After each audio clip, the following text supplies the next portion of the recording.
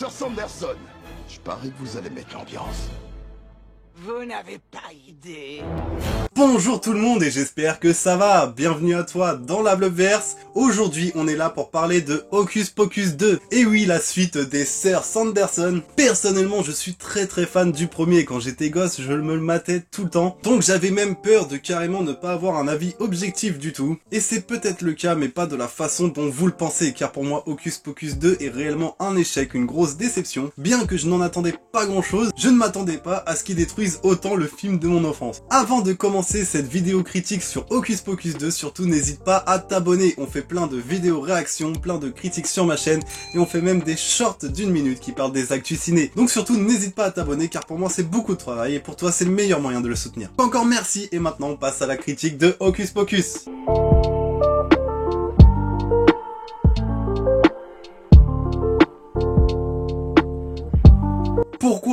Pourquoi Disney est obligé de détruire toutes ses créations, même leurs propres créations en fait? Est-ce que vous vous souvenez qu'il y a une période où un film Disney s'ouvrait avec la pendaison d'un enfant? Oui, je parle évidemment de Pirates des Caraïbes jusqu'au bout du monde, mais Pirates des Caraïbes est parfait pour refléter l'évolution de Disney au cinéma. Je vous explique, quand on voit les 3 premiers Pirates des Caraïbes, on voit ce qu'était Disney à l'époque, vraiment ça nous prenait au sérieux, on faisait pas que non plus des choses enfantines. Et du coup on avait le droit à des films vraiment épiques et vraiment mémorables, avec des personnages vraiment très bien travaillés, et ces mêmes personnages sont totalement détruits dans les suites. Prenons maintenant Pirates des Caraïbes 4 et Pirates des Caraïbes 5, c'est un exemple parfait de ce qui est devenu Disney, toujours à en faire plus, toujours à évangéliser ses personnages, à rentrer de plus en plus dans la niaiserie. Le problème c'est qu'avec ça, ils pensent nous faire rêver alors que c'est totalement le contraire. Le manque d'intensité, le manque de sérieux et le manque de travail sur les personnages, bah forcément va nous écarter de l'intensité qu'on avait à l'époque. Aujourd'hui Disney c'est juste ta gueule, c'est magique et c'est joli. Et pour moi personnellement ça ne fonctionne pas du tout. Certes Hocus Pocus 1 n'est pas du tout un grand film, c'est un film très niais, très kitsch, et c'est ce que j'aime justement dans Hocus Pocus, c'est ce que je recherche quand je regarde le film. Mais on n'essaye pas de me placer du girl power à gogo, on n'essaye pas de me placer des super pouvoirs à gogo, et on n'essaye pas d'évangéliser les Sir Sanderson. Mon dieu, mais c'est la pire chose que vous pouviez faire, la pire chose que vous pouviez faire. Les Sir Sanderson, c'est le cliché des sorcières, c'est le mal incarné, et c'est ça que j'adore chez elles. Elles sont ignorantes de notre époque, mais elles ont toujours les mêmes objectifs qu'à leur époque. Ce sont des sorcières, des vraies, et ça me tue de le dire, mais ils ont détruit ce mythe. Pour moi, ce film Hocus Pocus 2 renie tout simplement le premier, bien qu'ils essayent de faire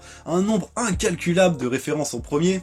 On sent qu'on joue carrément sur la nostalgie, mais ça fonctionne pas parce qu'il y a tellement de différences entre le premier et le deuxième que le film aurait presque dû s'écarter du 1 et en être carrément une réadaptation, faire carrément une nouvelle histoire. Il y a vraiment un point positif que j'ai trouvé dans le film, je vais faire une mention honorable. Et ma mention spéciale est pour Taylor Anderson qui a interprété Winifred jeune. Sincèrement, j'ai été bluffé, elle a interprété magistralement bien. Je dois avouer que en quelques secondes, grâce à son interprétation, j'ai retrouvé le personnage de Winifred, ses mimiques, son attitude, sa façon de penser. C'était vraiment très intéressant, elle a vraiment assuré pour le coup. Taylor Anderson a parfaitement bien interprété le personnage de Winifred. Ensuite, on a certaines contradictions avec le 1 et des contradictions qui me gênent beaucoup parce que c'est justement ces contradictions-là qui faisaient la force des Sir Sanderson dans le premier. Alors évidemment, mis de côté le nombre de références incalculables faites au premier Hocus Pocus. Par exemple, lorsque la sœur de Winifred lui dit qu'ils vont retourner en enfer, elle se met à pleurer et à en avoir peur. Les Sir Sanderson qui, dans Hocus Pocus 1, le mythe dit qu'elles viennent des enfers, qu'elles ont pactisé avec Satan.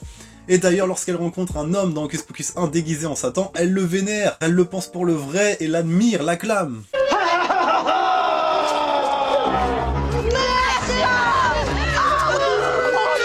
Là, on lui parle de l'enfer, elle se met à pleurer comme si elle en avait peur, comme si elle voulait pas y retourner. Mais c'est tellement incohérent par rapport au premier film qu'on a eu il y a 29 ans. L'autre contradiction, c'est qu'elles sont orphelines, alors que dans Hocus Pocus 1, justement, elles évoquent leur mère au bout d'un moment, elles prennent toutes les 3 leur balai et font maman, comme si c'est elle qui leur avait tout enseigné sur la sorcellerie. On est carrément sur autre chose. Elles tombent juste sur une sorcière dans la forêt qui leur donne le grimoire. Pareil, le grimoire, mais quelle déception ce grimoire. Pour moi, le grimoire était l'un des meilleurs éléments de Hocus Pocus 1. Le fils de Winifred, très clairement, elle le considérait comme son fils, il y avait une vraie relation entre les deux. La seule chose que voulait le grimoire, c'était de rejoindre Winifred, de rejoindre sa maîtresse. La seule chose que voulait Winifred, c'était de retrouver son grimoire. On sentait vraiment le lien entre le grimoire et la sorcière. Alors que là, pas du tout, le grimoire, il est carrément indépendant de Winifred, il choisit lui-même son propre maître. Donc évidemment, quand il retrouve Winifred, on a l'impression qu'il y a ce lien indestructible entre les deux. Puis à la fin du film, il choisit le personnage principal. Oh, n'importe quoi, n'importe quoi. Pareil, Disney, s'il vous plaît, soyez subtil. On sait que vous êtes girl power, on sait que vous êtes féministe, mais là, faut arrêter d'exagérer sans cesse et sans cesse dans chaque production, ça devient lassant. Trouvez un juste milieu. Juste soyez subtil.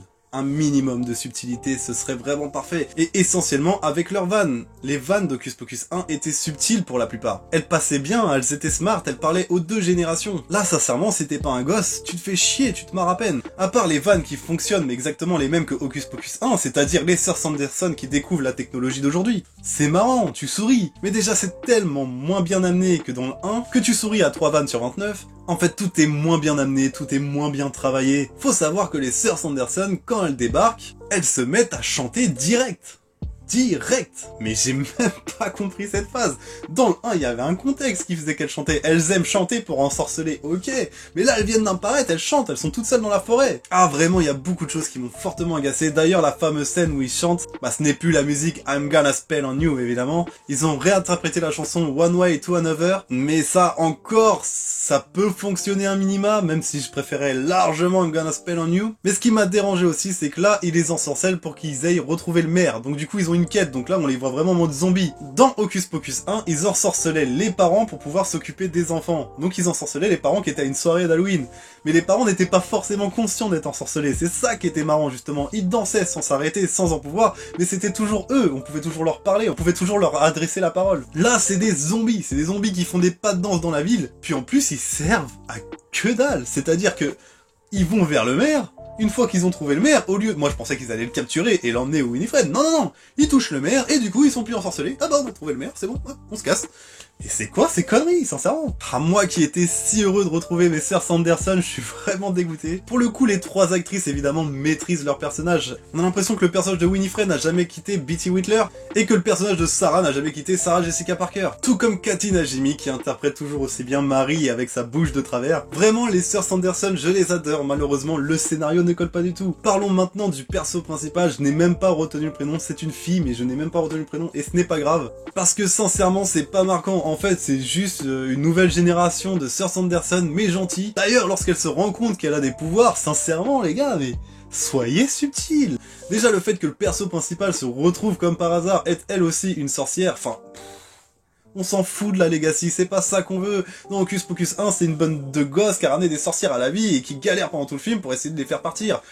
C'est tout, on n'a pas besoin que le personnage principal devienne un héros, devienne une icône des sorcières gentilles, enfin on s'en bat les couilles. Et justement quand on découvre ces personnages, sincèrement j'étais dans Star Wars 9 les gars. C'est-à-dire que t'as Winifred qui vient capturer sa pote avec qui ils se font la gueule depuis le début d'ailleurs, et l'actrice principale qui panique de voir sa copine se faire enlever sur un balai, elle commence à crier non en tendant le bras, et il y a une petite lumière bleue et quelques petits éclairs qui sortent ses doigts. Mais non mais sérieux les gars, c'est Rey dans Star Wars 9 qui essaye de sauver Chewbacca. C'est la même chose, presque la même scène. J'étais mais what les gars, vous êtes sérieux? Un peu de subtilité, un peu d'effort, il y a rien, le film est creux, le film est plat. En fait, ils jouent un maximum sur la nostalgie dans ce film. C'est vraiment le seul but. Et en plus, ils te détruisent les persos que tu kiffais à l'époque. Et ça me tue. Ça vraiment, ça me tue. Parce que ouais, on va passer directement à la fin. J'ai tellement peu de choses à raconter. Par exemple, si, pareil, au bout d'un moment, Marie, qui dans Hocus Pocus 1 avait pris un aspirateur en guise de balai, c'était smart, c'était drôle. Déjà, on s'arrête pas dessus, on la voit juste prendre l'aspirateur, t'as pas les sœurs qui demandent mais qu'est-ce que tu nous as fait là, pourquoi t'as pris ça?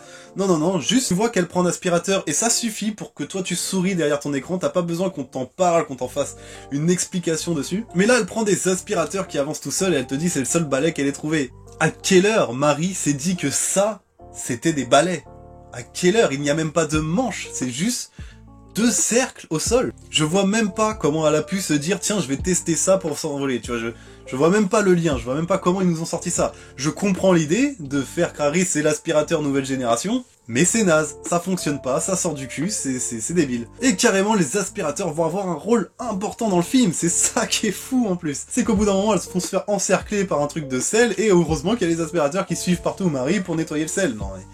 Faut arrêter les conneries, sincèrement là c'était abusé, c'était naze. En fait tout simplement le film est naze. La fin est insoutenable, sans déconner. C'est trop niais, même si Hocus Pocus c'est niais à la base, mais là c'est abusé. En fait Winifred essaye d'être la sorcière la plus puissante pour pas se faire avoir comme elle s'est fait avoir dans Hocus Pocus 1. Mais malheureusement elle doit sacrifier ses sœurs, alors du coup ses sœurs disparaissent. Winifred se met à pleurer et demande à la gentille de « Non s'il te plaît fais une incantation pour que je retrouve mes sœurs » et du coup Winifred se voit disparaître pour rejoindre ses sœurs. Et du coup Winifred meurt gentille, comme ses sœurs.